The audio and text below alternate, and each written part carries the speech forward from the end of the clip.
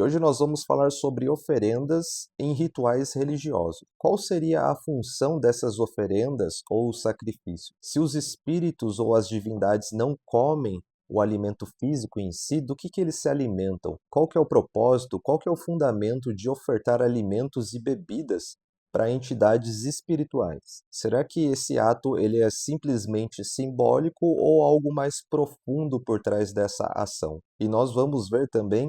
que todas as religiões possuem esse ato de oferenda em sacrifício e que muito provavelmente você já deve ter realizado algum deles. Oi, o meu nome é Denis e hoje nós vamos falar sobre oferendas religiosas e que podem ir muito mais além do que ofertar bebidas e alimentos, mas também podem ser representadas através de ações,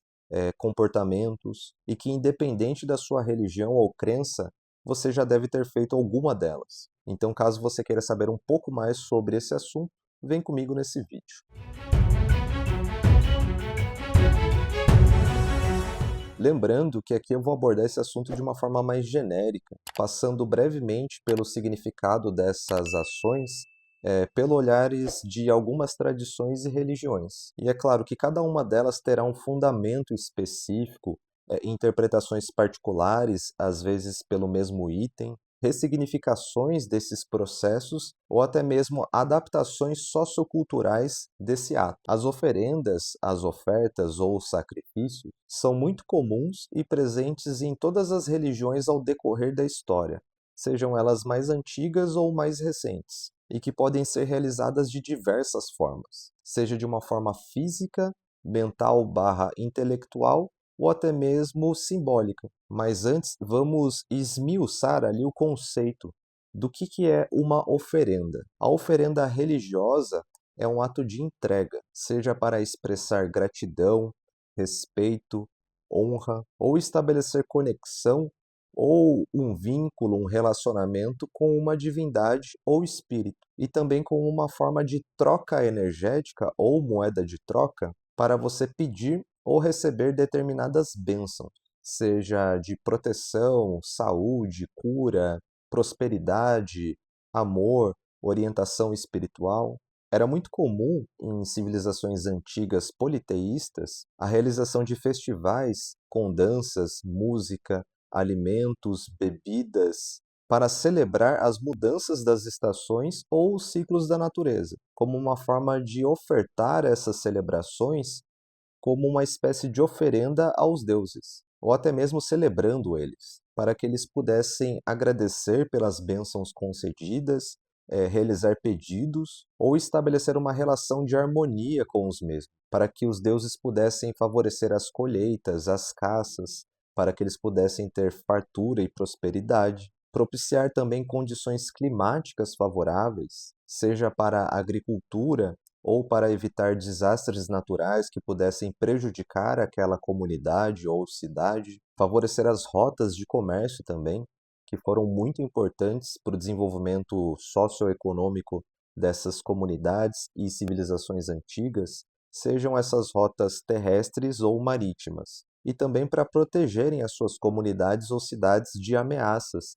de saqueadores, de ladrões ou até mesmo de animais selvagens, pois acreditava-se que ao estabelecer uma relação harmoniosa com os deuses, eles iriam favorecê-los e conceder bênção. E também compreendendo que os deuses representavam forças da natureza, ao estabelecer uma harmonia com os ciclos da natureza ou com a natureza em si, você estaria preservando um equilíbrio cósmico daquele ecossistema, no sentido de preservar a ordem entre os homens e os deuses, onde nessa relação ambos zelavam um pelo outro. E é por conta dessa cosmovisão,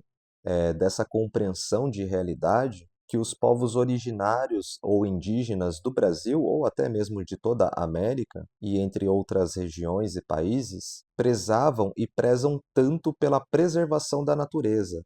das matas, das florestas, dos rios, dos animais, o ecossistema natural como um todo, pois nesta compreensão acreditava-se ou acredita-se que preservar a natureza seria preservar uma harmonia com os deuses e uma preservação de uma harmonia cósmica. E ao contrário disso, quando há o desmatamento de florestas, matas poluição de rios, o extermínio de animais, todos esses fatores que acabam abalando a harmonia de um ecossistema natural, acabam causando um grande desequilíbrio cósmico nesse ecossistema e também tensionando ou rompendo essa harmonia do laço com os deuses, despertando assim a sua ira. Mas que independente dessa cosmovisão ou dessa compreensão de mundo, de realidade, nós podemos ver que hoje as consequências dessas ações que interferem no equilíbrio e na harmonia da natureza estão resultando no que a gente chama como aquecimento global,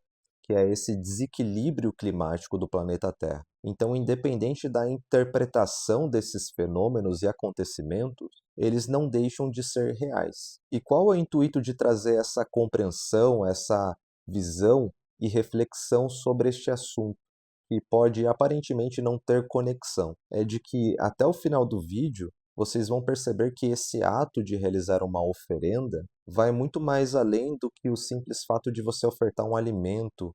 ou uma bebida aos deuses. Ela é uma forma também de você estabelecer uma harmonia e equilíbrio com o universo, com o divino. E que tudo na natureza é uma relação de troca entre nós e a natureza da nossa realidade e entre nós e os deuses, ou Deus. Nas religiões de matriz afro-brasileiras, é muito comum a oferenda de frutas, grãos, plantas, ervas, animais, flores, velas e bebidas aos orixás, aos espíritos, assim como, por exemplo, as pombagiras, os exus, os caboclos, os pretos velhos, os malandros e etc. Tanto também como um ato de devoção e conexão com esses espíritos ou divindades, mas também para expressar gratidão pelas bênçãos concedidas e também para realizar os seus pedidos. E cada uma dessas ofertas, ela possui um simbolismo e principalmente também carrega uma determinada energia ou axé, que é o termo utilizado nessas tradições. E ao compreender a energia, o axé que aquela oferta, aquela oferenda carrega, é o que permite você estabelecer uma comunicação e conexão correta de troca com as divindades ou os espíritos. Logo, não é um ato simbólico apenas, mas também é uma troca de energia, uma moeda de troca, e que a divindade ou espírito ele não vai se alimentar da matéria física em si, mas sim da energia daquela oferenda, do seu axé, da sua vitalidade que aquilo carrega, para que ele possa extrair o axé ou a energia daquela oferenda em si, para transformar aquilo em uma bênção para você, de acordo com aquilo que você está pedindo. Pois é como eu disse, na natureza tudo é uma relação de troca. Não é à toa também que nós, quanto seres humanos, para preservar os nossos relacionamentos, nós temos o costume de efetuar um ato simbólico, que é dar presentes para as pessoas que nós gostamos, seja com o intuito de agradecer por aquela relação, ou até mesmo como uma forma de troca, mas não necessariamente com uma segunda intenção de receber algo em troca daquilo, mas uma troca no sentido de estar grato, de apreciar aquele laço, aquele vínculo como algo positivo para você, a ponto de você desejar de forma espontânea oferecer algo em troca, à sua maneira. Agora, no budismo, em suas diversas vertentes, mas agora especificamente no Zen budismo, o próprio ato da meditação ou da leitura de textos sagrados é considerado como uma oferenda ou como uma espécie de sacrifício, e não a uma divindade ou a um ser supremo, mas a si mesmo. Mas em que sentido? A partir do momento que você está reservando um tempo para realizar as suas práticas de meditação e estudo sobre os textos sagrados, você está sacrificando um tempo que você utilizaria, por exemplo, para você ir ao cinema, para você sair com seus amigos, assistir uma série, tomar uma cerveja no bar ou qualquer outra atividade mais prazerosa. Mas não, você está dedicando, sacrificando um tempo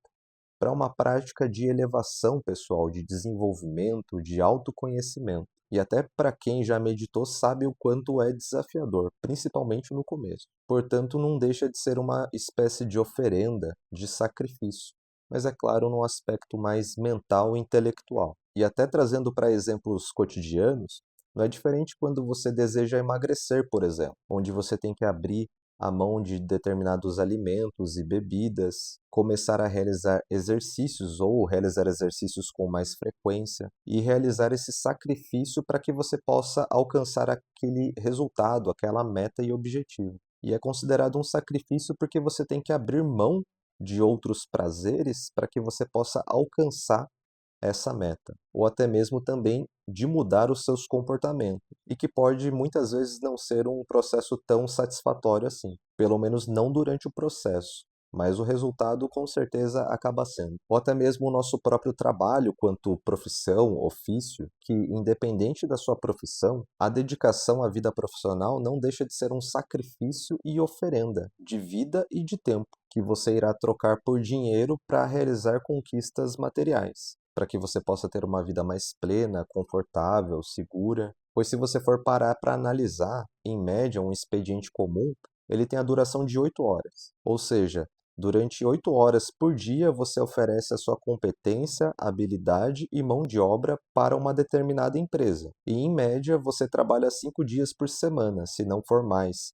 Trabalhando, por exemplo, até sábado ou fazendo hora extra. Então, por semana, nesses cálculos, você sacrifica pelo menos 40 horas da sua semana ao seu trabalho, à sua profissão. E que são 40 horas que você poderia, por exemplo, estar com a sua família, com seus amigos, realizando alguma atividade que seja prazerosa para você, descansando, viajando, ou até mesmo através de estudos que podem te auxiliar a desenvolver competências, habilidades, aprimoramentos profissionais, ou conhecimentos de modo geral, ou até mesmo estudos sagrados também, para que você possa ter a sua conexão espiritual dentro do seu cotidiano. Por isso, esse tempo que é dedicado à sua vida profissional, que não é pouco, deve ser um investimento que valha a pena em uma empresa e uma profissão que proporcione uma qualidade de vida justa para você. Pois antes, se as nossas oferendas e sacrifícios nas civilizações antigas eram destinadas aos deuses,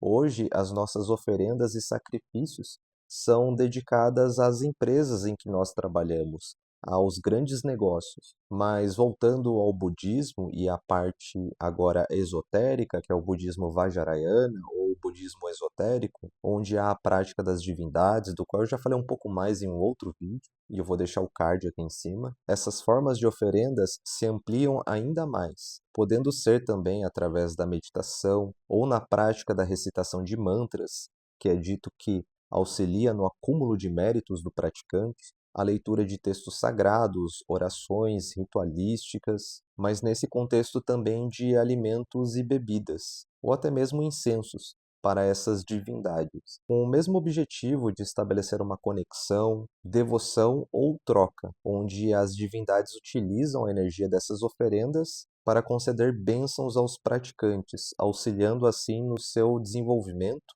e também na sua busca pela iluminação, e não se limitando apenas a essas oferendas físicas e também de práticas, mas também as oferendas mentais, como a dedicação de pensamentos e sentimentos às divindades, como uma forma de compartilhar algo que é positivo para você. É muito semelhante ao ato de você tirar uma foto do pôr do sol que você considera muito bonita e você compartilhar com seus amigos, em grupos ou nos seus stories, como uma forma de compartilhar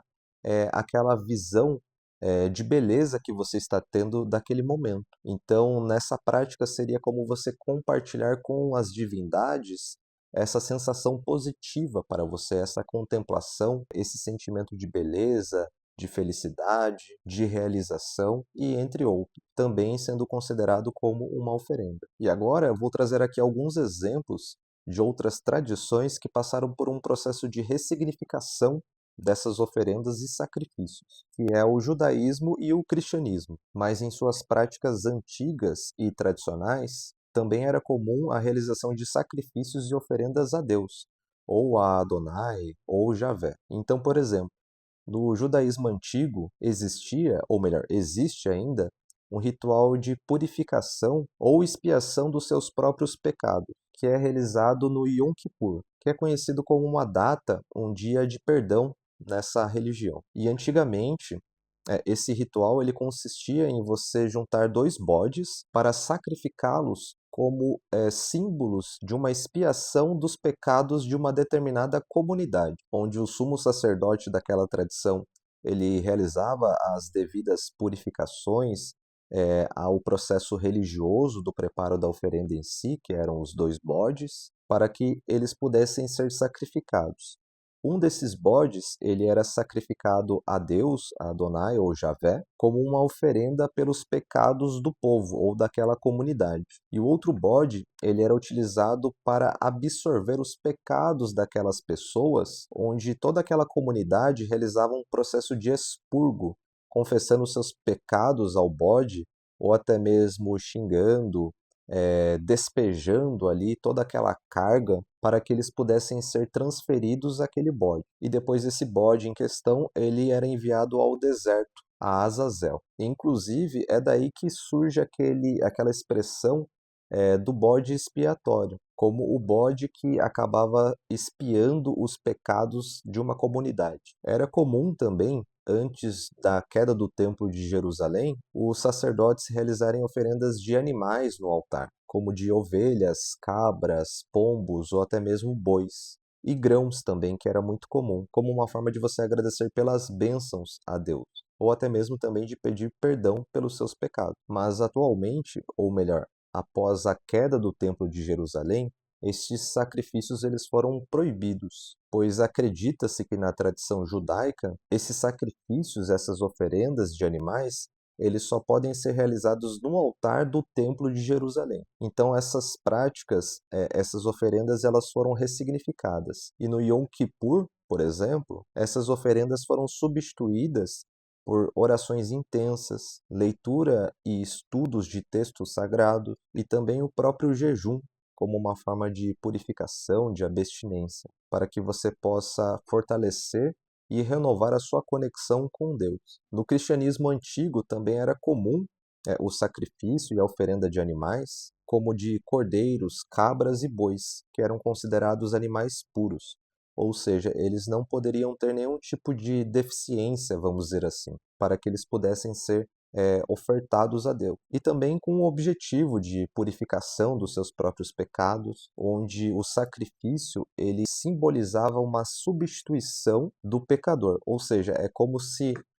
o preço a ser pago por aquele pecador fosse substituído ou transferido para aquele animal, e aquele animal assim ofertado, sacrificado a Deus, permitindo assim que o animal fosse imolado para pagar pelos seus pecados. E esse ato ele tinha uma intenção pedagógica também por trás, de mostrar as consequências da desobediência daqueles que pecavam, e de que essas consequências poderiam ser graves. Mas por piedade era possível você fazer a imolação de um animal para realizar essa compensação, entre aspas. E há também uma famosa passagem de Gênesis, no Monte Moriá, onde Deus realizou um teste com Abraão, pedindo para que ele sacrificasse seu filho, Isaque, para que ele pudesse provar a sua fé a Deus. Porém, quando Abraão ele estava prestes ali a realizar o sacrifício do seu filho,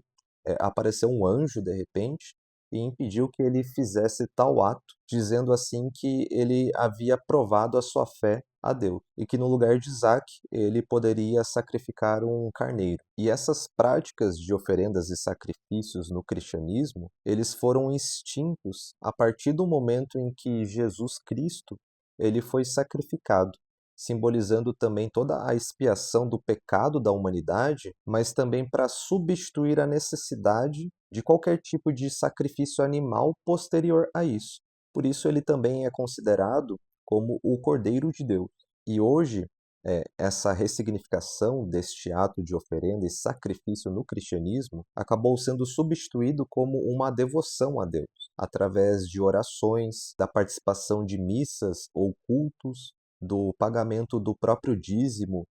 de ações de caridade e dedicação de dons à comunidade religiosa, como, por exemplo, o dom da profecia, da cura ou de outras habilidades paranormais, por assim dizer. Ou também não necessariamente paranormais, mas qualquer dom que você tivesse sendo dedicado à comunidade religiosa. E no contexto do catolicismo em específico, a própria Eucaristia daquele momento de comunhão do pão e do vinho, eles simbolizam esse sacrifício de Jesus Cristo. É esse sacrifício que ele fez pela humanidade, onde o pão ou a hóstia representa o seu corpo e o vinho representa o seu sangue. Então, essa oferenda, essa comunhão simbólica realizada durante a missa, é um ato de você se recordar desse sacrifício que Jesus fez pela humanidade em si, e também de você se purificar